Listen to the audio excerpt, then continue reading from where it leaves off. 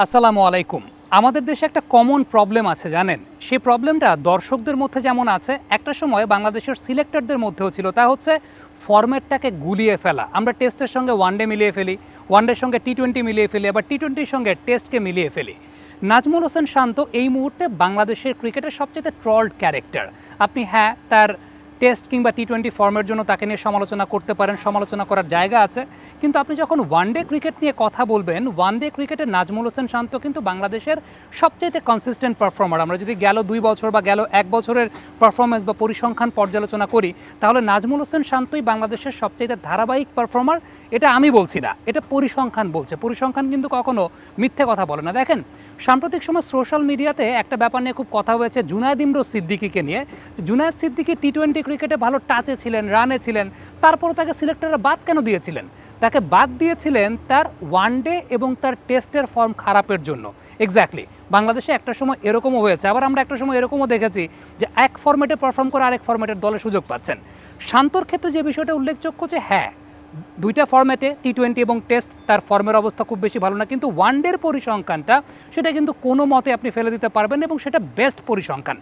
ঠিক আমরা যদি 2024 সাল থেকে 2025-এর এখন পর্যন্ত নাজমুল হোসেন শান্তর পরিসংখ্যানটা দেখি ওয়ানডে ক্রিকেটে, তাহলে তিনি 71.5 গড়ে ব্যাটিং করেছেন। স্ট্রাইক রেটটা একটু কম, 80-র নিচে, বাট শান্ত যে সমস্ত কন্ডিশনে খেলেছেন ওই সমস্ত কন্ডিশনে শান্তর হোল্ডিং রোলটা প্লে করাটা খুব গুরুত্বপূর্ণ ছিল এবং দলের পক্ষে সবচাইতে বেটার পারফরমেন্সটা শান্তর। 71.5 গড়ে ব্যাটিং করেছেন।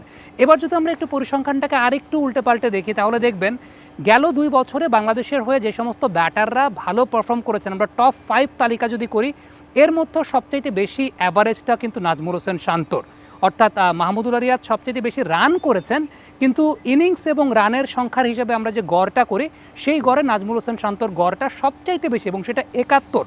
দেখেন, একটা বিষয় উল্লেখযোগ্য, সেটা হচ্ছে one day cricket, T twenty cricket, test cricket তিনটেই কিন্তু আলাদা আলাদা বিষয়। আপনাকে ফরম্যাটটা বিবেচনা করতে হবে, কোন ফরম্যাটে কোন প্লেয়ারটা ভালো অবস্থানে আছেন, ভালো শেপে আছেন, সেই ব্যাপারটা বিবেচনা করতে হবে। এবং নাজমুল হোসেন শান্তর ক্ষেত্রে আসলে এই ব্যাপারটাই উল্লেখযোগ্য যে ওয়ানডে ক্রিকেটটাতে তিনি বেশ ভালো ফর্মে আছেন, তিনি বেশ ভালো শেপে আছেন এবং এই জায়গাটা আপনি কোনোভাবে অস্বীকার করতে পারবেন না। এখন আপনার কাছে মনে হতে পারে যে ওকে, নাজমুল শান্তকে আমার পছন্দ না, তাকে সব ফরম্যাট থেকে বাদ দিয়ে দেন। এখন আপনার পছন্দ হলেই যে তাকে দলে রাখতে হবে, আপনার পছন্দ না হলে রাখা যাবে না, ব্যাপারটা কিন্তু সেরকম না। আপনিও ছোটোবেলায় পছন্দ করতেন না 6টার সময় ঘুম থেকে উঠে 8টার সময় স্কুলে যেতে।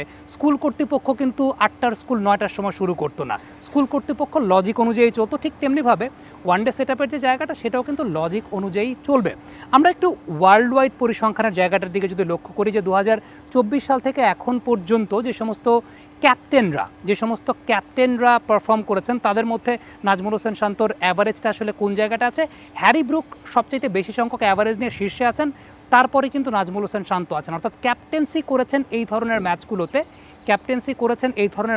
কমপক্ষে 5 ইনিংস ক্যাপ্টেন্সি করেছেন। এরকম ম্যাচগুলোতে নাজমুল হোসেন শান্ত কিন্তু দ্বিতীয় অবস্থানে আছেন হ্যারি ব্রুকের পরে অ্যাজ আ ক্যাপ্টেন। এবার এই পরিসংখ্যানটাকে আরেকটু ডিটেলে যদি আমরা যাই, তাহলে ওভারঅল ক্যাপ্টেন, নন ক্যাপ্টেন ওভারঅল হিসেব যদি আমরা লক্ষ্য করে দেখি, সেখানেও কিন্তু নাজমুল হোসেন শান্ত 2 নম্বর অবস্থানে আছেন, সেটা লাস্ট 2 বছরের পার্সপেক্টিভ থেকে, অর্থাৎ 2024 সাল থেকে এখন পর্যন্ত। এখানে হ্যারি ব্রুকের নামটা এখানে থাকবে না এই কারণে, আপনারা অনেকে কনফিউজ হতে পারেন যে হ্যারি ব্রুককে একটু আগে 78 দেখালাম, ওইটা ছিল হ্যারি ব্রুক যে সমস্ত ম্যাচে ক্যাপ্টেন্সি করেছেন। নন ক্যাপ্টেন থাকা অবস্থায় তার যে ব্যাটিং গড়, সেটা তার ক্যাপ্টেন থাকা অবস্থায় ব্যাটিং গড়ের সাথে অনেক তফাৎ, যে কারণে আসলে ওই পরিসংখ্যানের জায়গাটা এই জায়গাটা আসে নাই। সো সব কিছু মিলিয়ে আপনি যদি ওয়ার্ল্ড ওয়াইডও পরিসংখ্যানের জায়গাটা চিন্তা করেন, নাজমুল হোসেন শান্ত কিন্তু বেশ ভালো পারফর্ম করে গেছেন। আরেকটা উল্লেখযোগ্য বিষয় বলি, বাংলাদেশ শ্রীলঙ্কার সঙ্গে একটা ওয়ানডে সিরিজ খেলেছে গত বছর। সেই শ্রীলঙ্কার সঙ্গে ওয়ানডে সিরিজটাতে Najmul Hossain Shanto man of the tournament হয়েছেন। এরপর বাংলাদেশ আফগানিস্তানের সঙ্গে ওয়ানডে সিরিজ খেলেছে, সেখানেও নাজমুল হোসেন শান্ত একটা ম্যাচে ম্যান অফ দ্য ম্যাচ হয়েছে, সেটা তার লাস্ট ম্যাচ ছিল ইন্টারন্যাশনাল ওয়ানডে ক্রিকেটে।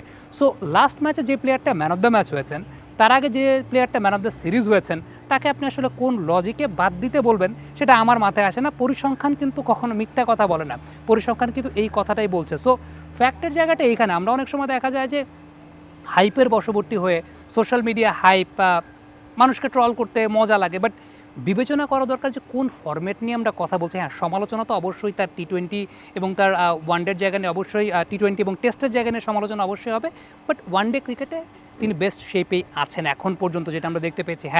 তার যে স্ট্রাইক রেটটা এখানে উন্নতি করার জায়গা আছে, টেকনিক্যাল কিছু লু ফলসের জায়গা আছে, যেই লু ফলসের জায়গাগুলো হয়তোবা তিনি রেকটিফাই করতে পারেন। আমরা নেক্সট আরেকটা ভিডিওতে নাজমুল শান্তর টেকনিক্যাল রেকটিফিকেশনের জায়গাগুলো নিয়ে আলোচনা করতে চাই, কারণ এই স্ট্রাইক রেটটা যদি আরেকটু প্রমিনেন্ট হতে পারে, আরেকটু বেটার হতে পারে, সেটা বাংলাদেশের পার্সপেক্টিভ থেকে কিন্তু অনেক বেশি মাত্রায় উপকারের জায়গা। So there is always room for betterment, there is always room for improvement.